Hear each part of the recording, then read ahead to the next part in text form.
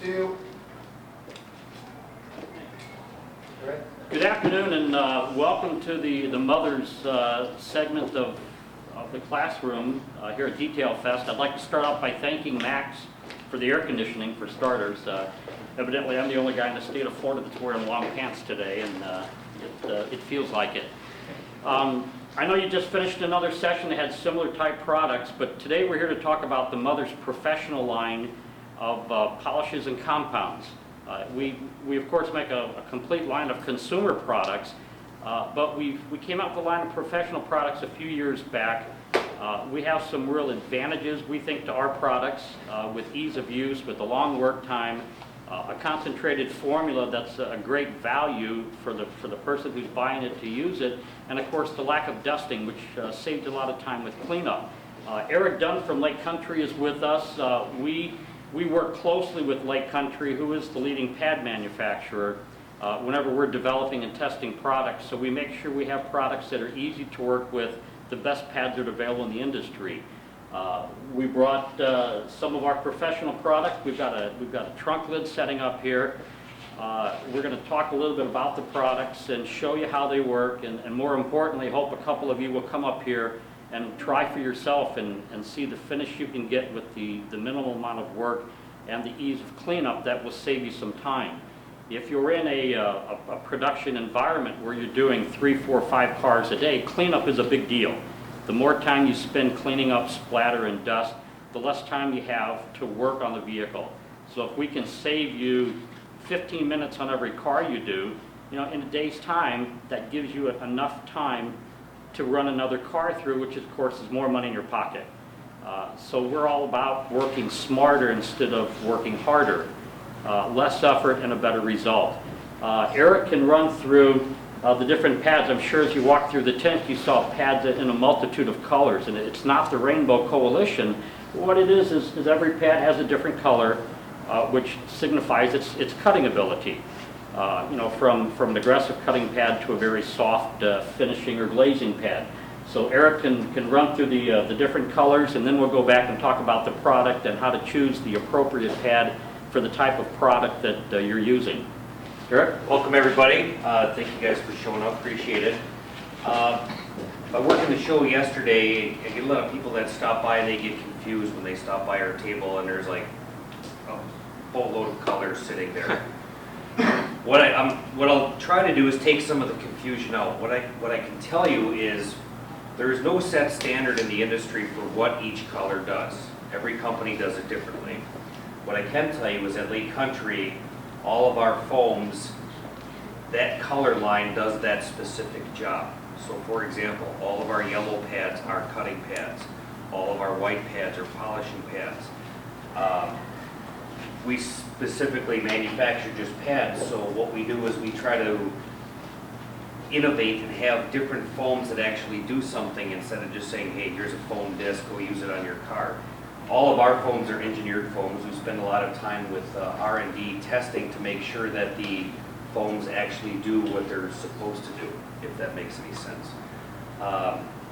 What I can tell you is there's a lot of people come up and say, well, I'm doing this and I'm doing this on this car and using this chemical, and a lot of it is trial and error. And what I try to explain to people is what may work on your 2014 Honda may not work on your 2006 Tahoe. Same color, but you have so many variables in there. So at Lake Country, what we try to do is make it a little bit easier for everybody, since there's a lot of chemicals, there's a lot of paints on the market, a lot of conditions. So we spend our time to develop these foams to do that certain purpose. We have a lot of foams that we have a lot of different designs that have different purposes. That's another question. People come up and go, what's this and what's that and what does this do? And I like using this. There's no right or wrong answer. It's all on design. Some people like using this style, some people like that style. It doesn't mean this person's right and this person's wrong. It's all personal preference. What I can tell you is,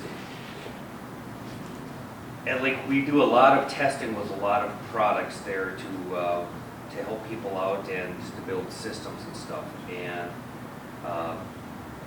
what I want to do is I love sharing knowledge, and I love hearing knowledge from other people, because we take that back to our facility and we go, hey, people are looking for something like this, and this is what they're using. And but I also like giving knowledge to people, so when they talk to somebody, for example, like myself at Lake Country, they don't necessarily have to buy anything, but they go away going, you know what, I just learned something today, and that's cool, and you're going to tell your friends, and so on and so forth. So, based on that, what I would like to do is we're going to do some demos, and we're going to use the professional products here, and a couple of the Lake Country pads, and hopefully we can get a couple of people from the audience here to come up and try it themselves and go from there. Eric, let's spend a second talking about the need of matching a product with the appropriate pad. You don't want to use a heavy-duty compound with a really soft pad, for instance. Correct. That's an excellent point. When you look at a heavy-duty compound, you have, let's call it, a certain level of aggression. You don't want to use a soft pad. You want to kind of match everything up. Otherwise, what's going to happen is you're not going to get optimum performance out of the chemical, and you're not going to get optimum performance out of the pad. Worst case possible, the compounds won't break down. You could damage the finish. Correct. If the pad is too soft, it's not going to let the compound do its job properly. By the same token, if you're using too aggressive of a pad with a finishing product, you'll end up, again, marring the surface because the two aren't compatible together. You'll be putting marks in that now you'll have to take another step to get them out. If you use a product, a pad that's too soft, like Forrest was saying, with an aggressive compound, what's going to happen is you're not making anything work, and you're just going to load up the pad, and it's just going to create more work from you, or for you. What I do tell people is, there's a lot of people that come up and go, oh, I want to clean up my car, and this is my first time. Always start the least aggressive and work down, because you don't want to start the most aggressive and all of a sudden, uh-oh, now I'm way in too deep to this thing and I don't know how to get myself out of it. So you kind of develop your own system based on your vehicle and what you have at your disposal. Start the least aggressive, and then it's like you look at it, oh, this isn't perfect, so I'm going to get a little bit more aggressive pad. So are you like saying test a 2x2 area on your car and see where you are? Did it take out enough of the swirls and so forth? Correct. And then move, if it didn't move up, is that? In aggression, correct. It's a combination of, have you spent a lot of time and not seen any results for your effort, Right. is what it boils down to. Right. So match your products. For instance, if you're using our heavy-duty compound, you'd want the yellow cutting pad, because that's what compounds do. They cut. At the other extreme, if you're using a very light product like a foam pad polish or a glaze, you'd want a softer pad like the black or the white. Correct. Now, depending on you might be able to dial in your surface perfect with a black pad, but depending on the condition of the vehicle, a lot of times you're able to use the same chemical and just vary the aggression just a little bit. So you might be able to, for example, use the foam pad polish with a white pad, because you may have a single stage paint, or you may have a vehicle that's been painted at a body shop and had some accident work, and so it's trying to dial in a system, but you never want to go a soft pad with an aggressive chemical and vice versa. What'll end up happening, honestly, is number one, you waste your time, and if you're doing this for money, time is money. And number two, there is that risk of damaging the paint, which just means you're going to have to spend more time Correct. trying to fix it, which wastes more time. That is correct. We have two compounds. We have a heavy-duty compound, which will take out 1,200, and we have our regular compound, which will remove 1,500. Then stepping down in aggression from that, we run into our machine glaze, and then our foam polish, and our hand glaze. We also make the heavy-duty compound and the foam pad polish in a 12-ounce container. It's ideal for a consumer to use, or if you just have a car you don't plan on doing polishing on a regular basis, you don't need to spend the money on a quart. Buying the 12-ounce bottle will save you a little bit of money, and more importantly, allow you to do the job without having chemicals left laying around that you may not need to use again for a couple of years.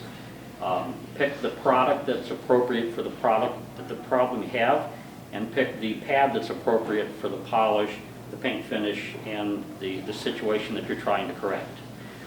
We'll start out using the heavy-duty compound with a cutting pad. Eric has Mike Phillips' personal Flex 3401 there, so if it disappears and you see it on eBay in a couple days, just be a coincidence.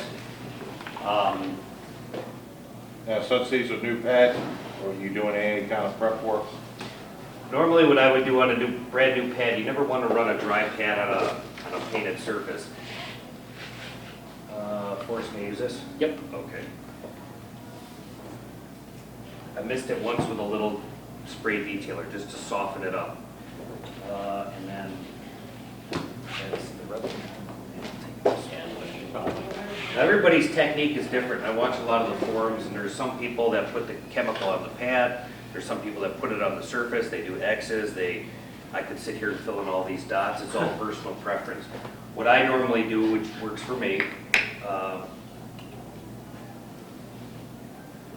is I put it on the pad and I kind of what I call season the pad. You don't have to technically do this. This is just personal preference. So put it on the pad, get a little product on there.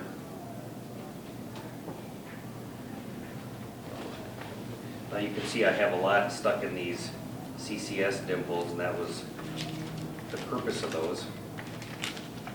Old products you don't have to reload as often. It'll work down to the surface as you're using the machines. What speed are you starting at? I am starting at, we'll start at 4. If you look, you guys can't see it. If you want to stand up Yeah. and come up closer, a little bit better look is always a good thing. If you can see it, I don't know if you can see it from that angle, but it kind of looks straight out. You kind of see how it's a little on the hazy side.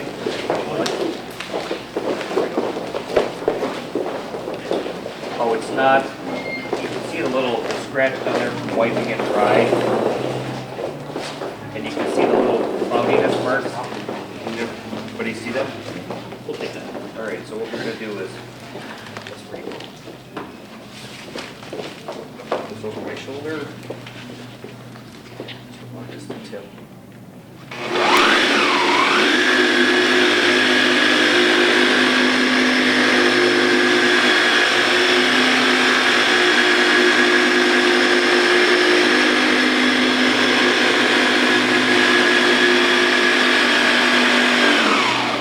One thing I'd like to bring up while we're using the machine is there's a lot of people out there that think the harder that I press on the machine, the more of the defect I can remove. That is not the case. What you want to do is just put a little pressure just to keep it on the surface, but you want to let the weight of the machine do the work. I've seen a lot of guys come in there and they'll just flatten this thing out like this, and then what happens is you're creating a lot of heat, a lot of friction, and now something's going to have to give.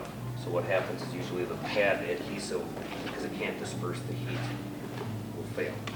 So just, you don't want to do this.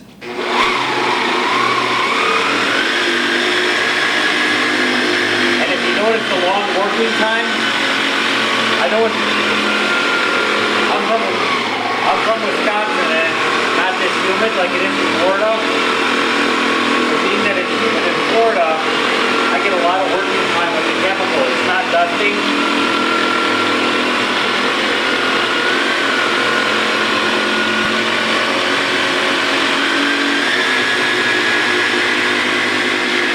Seems like we're going in the same direction. Do you not crisscross with this particular pad? You can, it's all personal preference. Okay. I personally myself don't. I'm just working this area because we have some of the defects all the way across, but you'll be able to see once they're pulled out. But there's, some people do figure eight, some people go up and down and left and right. I myself just go left and right, especially with this machine since it won't hologram.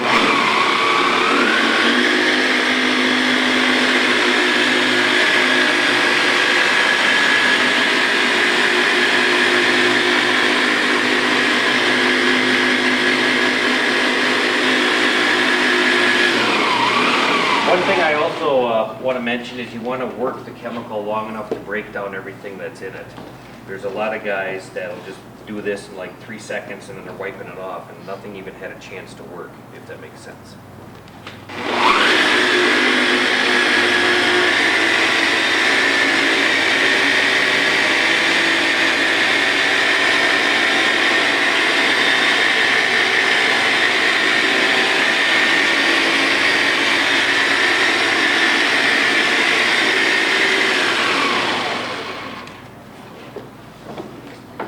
What is the product you put on? The rubbing compound. Heavy cut? That is our heavy cut compound, yes, sir. Another hint after doing this for so many years is when you wipe the product off, always fold your microfiber into one, because if you do this and you put your hand on there, you have pressure just on your fingertips, your palm, so you could scratch it. So if you do it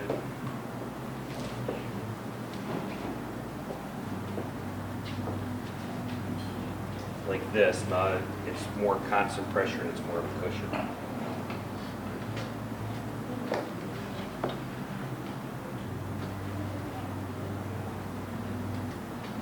Now what you're going to see is a little bit of a haze because it is a rubbing compound.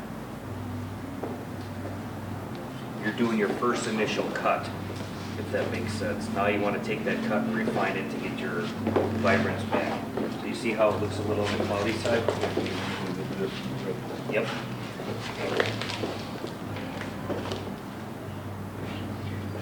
Now what we will do is we will switch that. Now what I'm going to do is, normally you would start out with a yellow cutting pad, an aggressive pad to do the work. A lot of times what I'll do is, if I'm not happy with what the yellow does, I'll switch into something and start coming up with another aggressive pad with the same chemical. So what I'm going to do is just take this and split it in half and try an orange pad and see if that refines a little more. With the same Same product, That's a exactly. heavier pad there? This is a more dense pad. When you feel the pad, it doesn't feel aggressive. You can't let the touch of your fingers fool you. It's how the pad performs. The orange is more aggressive. Orange is less aggressive than the yellow. Okay. Is yellow your most aggressive? Yes. Just the way you had them on the table. Looks down.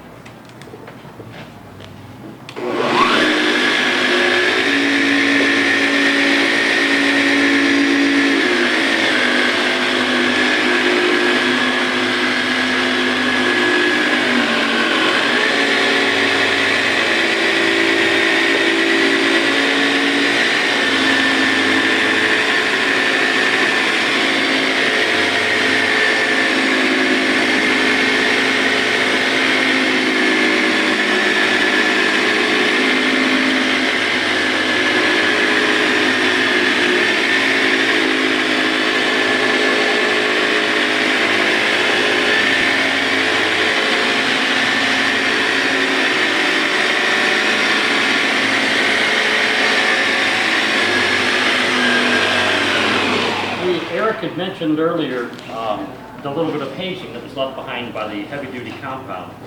And then at the beginning, we had talked about a lot of variables, no single right and wrong answer. So what he's done is stayed with an aggressive compound and moved to a slightly softer pad to see if that minimized the hazing.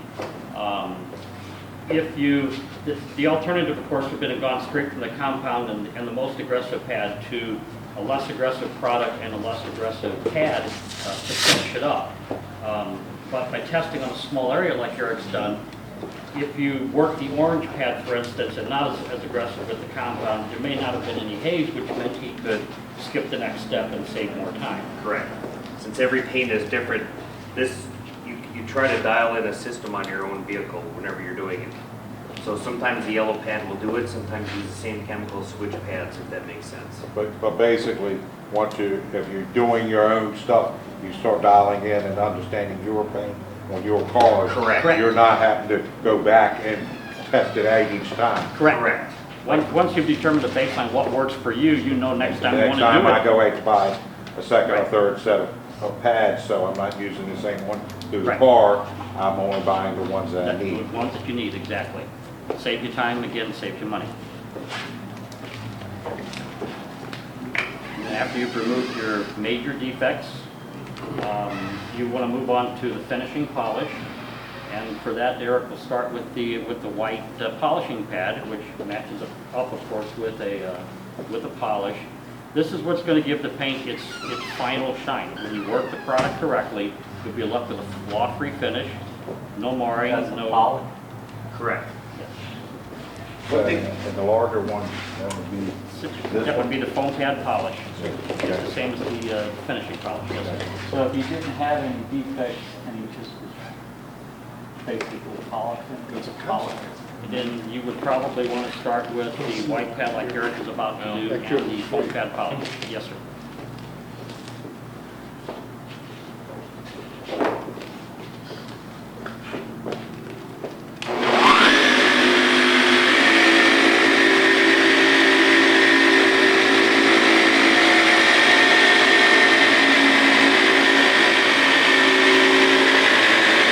I don't know if a lot of you guys here have done a lot of polishing, but if you notice, if you guys have, you notice there's no dusting whatsoever. You got a lot of working time. It's not like you got 2 seconds and everything's getting gummed up on the surface. That's what's so nice about this stuff is you can just keep working it.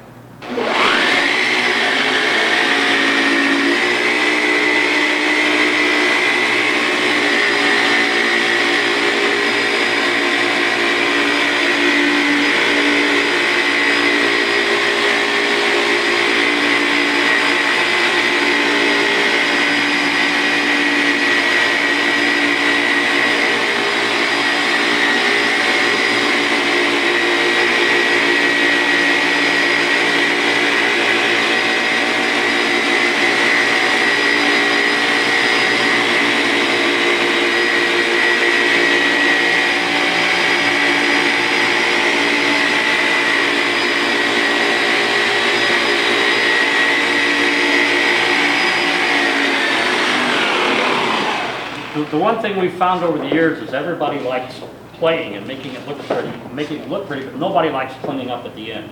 So by coming out with a product, developing a product that doesn't have the dusting problem, basically when you're done, you're done. You don't have to go back and grab some detailer and grab a towel and grab some brushes and start cleaning up splatter and dusting that's down in every nook and cranny of the vehicle.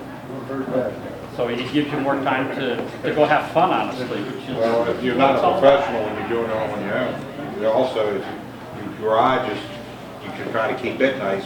Exactly. You're not, messing it up as well. I realize you're under a time constraint here, but are you supposed to work these materials until they dry? You're supposed to work them longer than what I have, and you'll be able to tell. It becomes a point where The product will start disappearing, so to speak. Right. in Florida, I mean, I'm from Florida and I do a lot of work in the summertime. I find a lot of times you don't have enough product time because with the heat. Right. The Well, product Here's is two drying. I can't do anything about you working in direct sunlight, honestly, I hope Yeah, you're not not. sunlight, But even if you're under a canopy and the paint is hot, your best bet is to let the paint cool as long as you possibly can before you start working on it. Eric's not changing from the polishing pad to finishing pad, which is the softest pad with polishing ability, I guess would be a good way Correct. to describe it. Every pad has a mechanical ability to a point.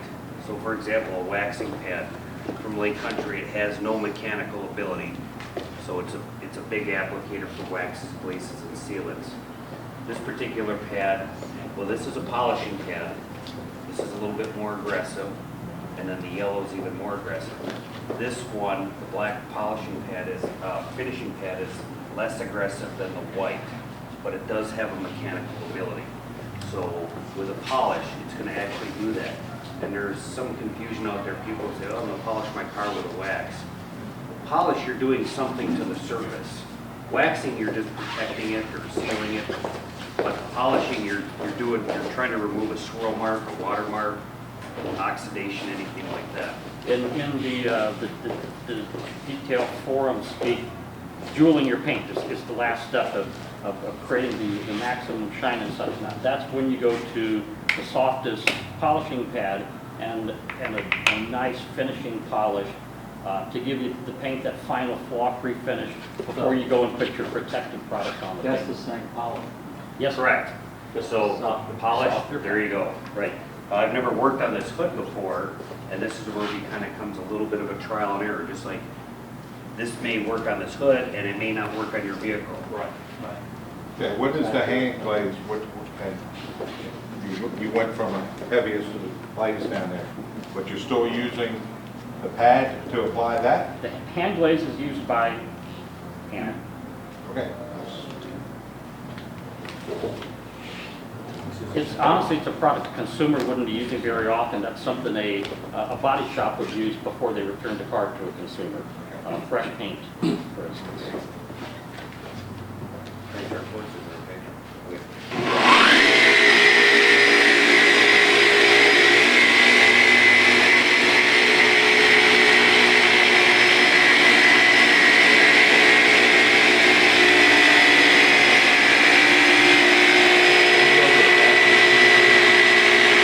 What's the speed on there? I'm on 4.5, but this will go by accidentally do it. Should be at 4. I want them to check what ratio you want. When you're happy with the finish, that's when you're ready to put that on. Well, if everything works correctly, Yes, sir. that's where we should be. Right, the reason I say that. Right, you know, some people may be happy with what you wouldn't do, you want it better. So whenever you're happy with the final finish, that's when you see it perfected.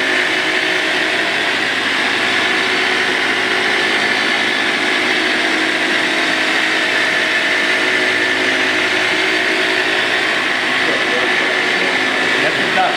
And that's the nice thing about it. Very concentrated. You don't need to use much of it, but it gives you a lot of working time. So you're not forced necessarily to work in a small area because you'll have more time to work the product over a larger area.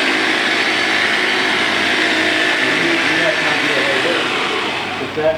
Maybe not the whole hood, but at least probably half of the hood if you That's chose usually to. what I do, is I'll take like half. Sometimes if it's so bad, I'll take a quarter. Yeah, and again, there's a lot of variables. If you're in extreme high humidity, extreme low humidity, if it's 50 degrees or if it's 115 degrees, this stuff is never like 2 + 2 = 4. There's so many variables, but you know your starting point and you know the destination you want. There's just a lot of different paths to get there. And the trick is to find what works in this small area and then apply that knowledge to the rest of the vehicle to be the most efficient. Would this process eliminate clay work? No, clay is a completely different type of product. Clay removes contaminants that are above the paint surface. Overspray, industrial fallout, tree sap, rail dust. If your next door neighbor paints his fence with a Wagner power sprayer on a windy day and you get those little dots all over the place, or you follow a paint striper down the highway. Clay removes everything above the paint. It does not remove defects down below the surface. That's what polishes are. So if you're using this though, if you're gonna do this product, you wouldn't necessarily have to clay before? You should. You should clay to remove those contaminants because the last thing. Because you're not bed down in when you first start. Right, the last thing you want is the polish of the compound and in this case the Flex 3401 to break that contaminant loose and have it laying on the paint and running it around. Right. You're going to create more marring that you're then going to have to work to remove. So the proper way in the big scheme of things would be to wash, number one, to remove the surface dirt, number two, to clay to remove any embedded contaminants, and then start with your compounding or polishing process, whichever one you need to get to the end result that you're looking for. Normally I wouldn't do this, but these microfibers are putting some scratches in when I wipe it, so I'm just gonna hit it one more time. Lightly.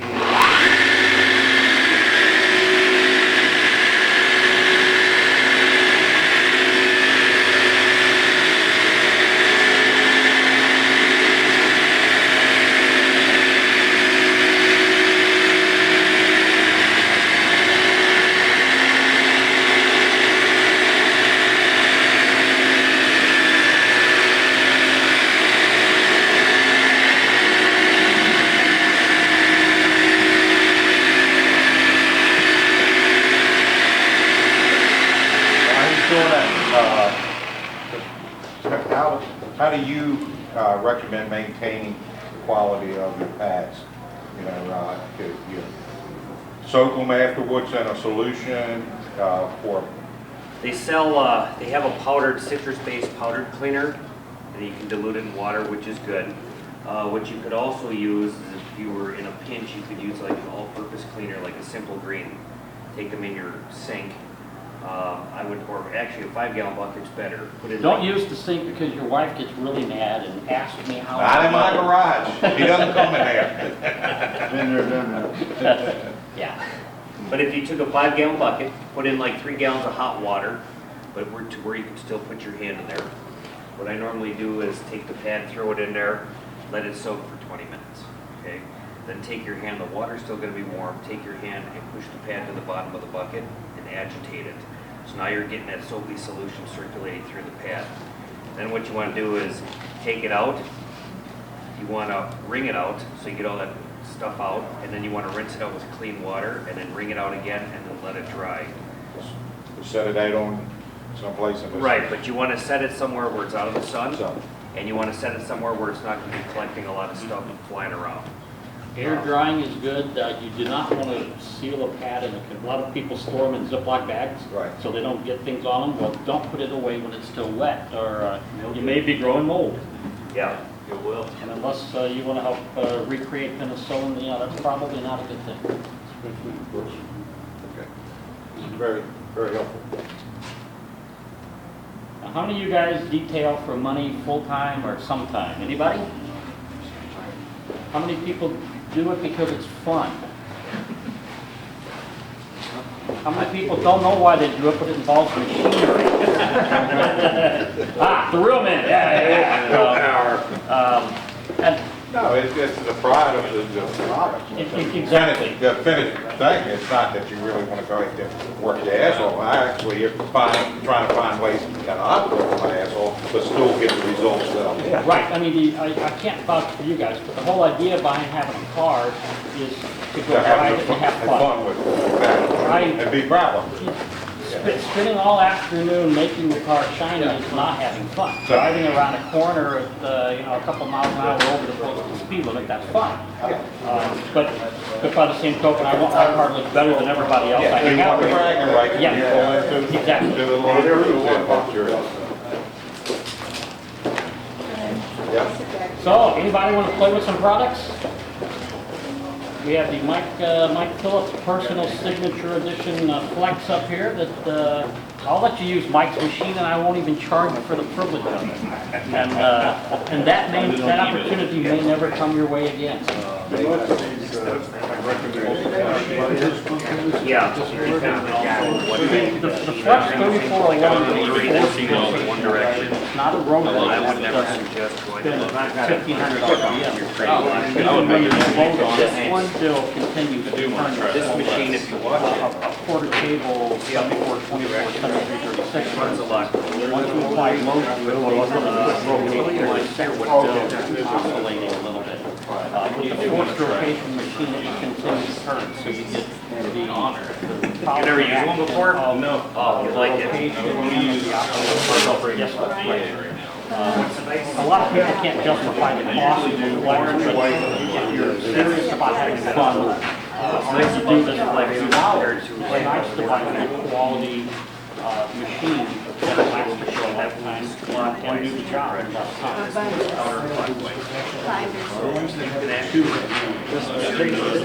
Serious defect.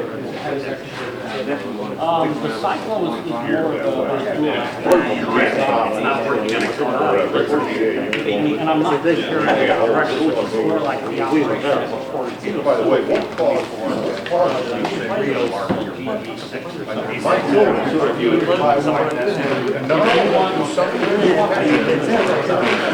That's the way to go. If you want a Cadillac, the quarter cable like it's 20 years old, it's still.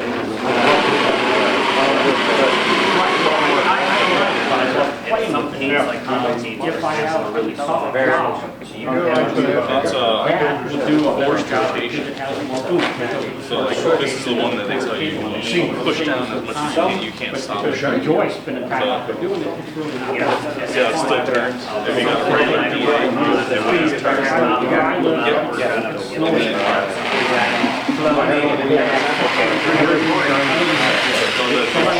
As well. I guess this one's at like max speed, and then this is as well. Yeah, I don't want to screw it on If I it. have to do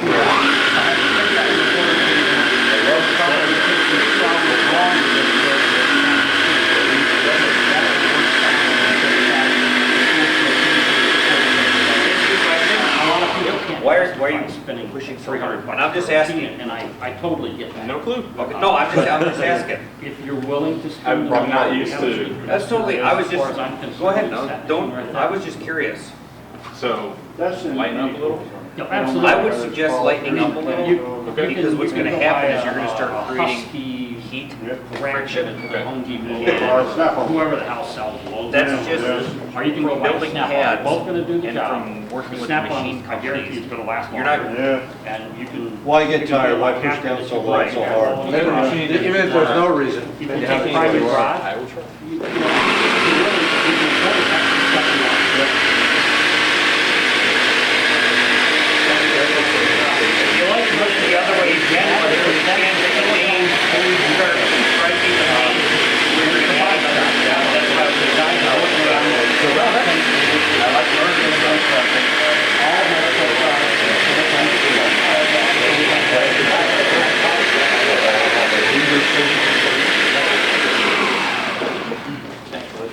Thank you.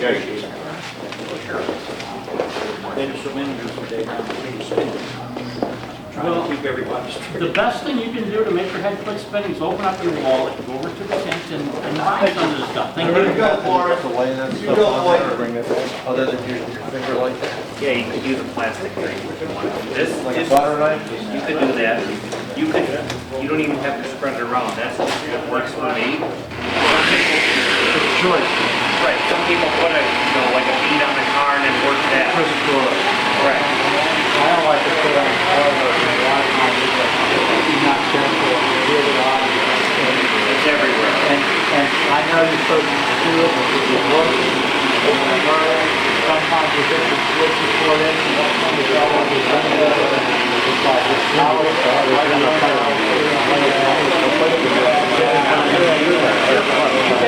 Go ahead and pull the trigger a little more, you can work. What is it kind of funny, we're talking about training, and of course have a powerball. It's really trying to figure it out. And, yeah, when it comes to cleaning them up, I'm about to go out. Now you can tell your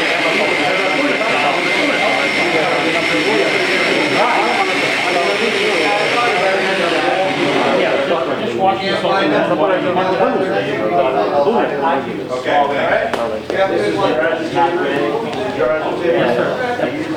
whole thing. Yes. Nothing at all about cars or anything. The first honest person I've met. I mean, none. So I responded to this dog.